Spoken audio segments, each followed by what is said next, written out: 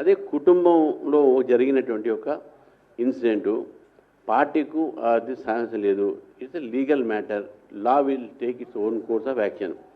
బండి సంజయ్ గారు మన నేత, మా మినిస్టరు, ఆయనకు ఈ యొక్క దీంతో ఎపిసోడ్ సంబంధం లేదు.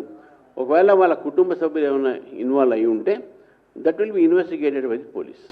కాంగ్రెస్ పార్టీని ముస్లిం పార్టీగా వివరించడానికి సామాజిక విద్వేషాలు రెచ్చగొట్టారు. నేను అన్నదేంటి, రేవంత్ రెడ్డి గారు అన్నారు కదా, Muslim is Congress, Congress is Muslim అని. నరేంద్ర మోదీ కొత్తగా ఏమన్నాడు? వీళ్ళు అన్నదే ఆయన రిపీట్ చేసిండు. ఆయన మీ ముందు చెప్పుంటే వేరే మాట, ఆయన చెప్పిన తర్వాత మేము చెప్తా ఉన్నాం. తర్వాత మొన్న కూడా నేను కూడా చెప్తున్నా, మొన్న కూడా జరిగినటువంటి ఒక ఎలక్షన్స్లో బెంగాల్లో 2 సీట్లు గెలిచినా 2 కూడా ఒకటే మతం ముస్లిమ్సే. 19 అస్సాంలో గెలిస్తే 18 ముస్లిమ్సే.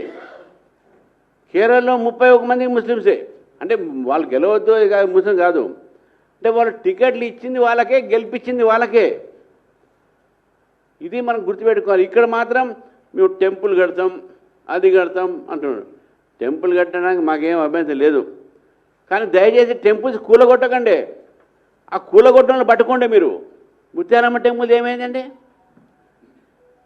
సఫిల్గూడలో ఏమైంది? కీసర్ది ఏమైంది? చంద్రాయనగుట్ట ఏమైంది? పురాణపులు ఏమైంది? ఇవి మాత్రం రక్షించలేరు. ఈ మాత్రం కూలగొట్టిస్తూ ఉంటారు, వాళ్ళ మీద చర్య ఉండదు. దయచేసి మనం అర్థం చేసుకోవాలి. మీరు ప్రభుత్వంలో ఉన్నప్పుడు నీకు హిందూ ముస్లిం అందరూ ఒకటే, మరి అట్లా చూడట్లే కదా మీరు.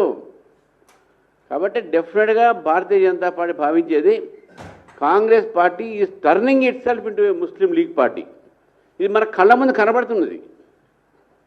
Thank you.